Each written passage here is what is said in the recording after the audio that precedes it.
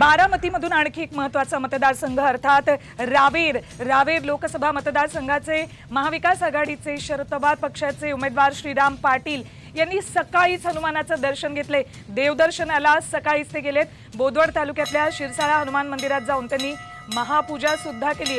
पहाटेच त्यांनी हनुमान दर्शन घेतलेले।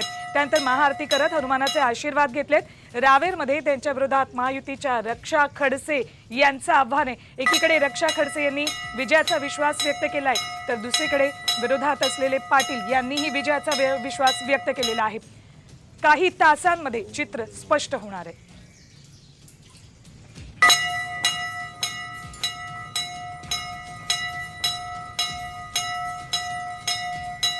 माझ्या जीवनाचा अविस्मरणीय क्षण आहे आणि जनतेचा सुद्धा अविस्मरणीय क्षण असं वाटतं मला, कारण जनतेचा उत्साह पाहिला तर आज ही जनतेचा विजय आज नक्की होणार। जनता गुलाल नक्की उधळणार, कारण ही निवडणूक ही जनतेने हातात घेतलेली आहे आणि जनतेने स्वतःचा उमेदवारी स्वीकारलेली आहे। प्रथम निवडणूक लढत असताना ह्या सर्व अशा पद्धतीने जनतेने ही हातात घेऊन सना ही निवडणूक पार पाडली आणि आज तिचा एक्झाम नक्कीच जनतेच्या बाजूने रिझल्ट लागेल। आधीपासून ते एकच माझा आकडा आहे की लाखाच्या मतांनी निवडणार।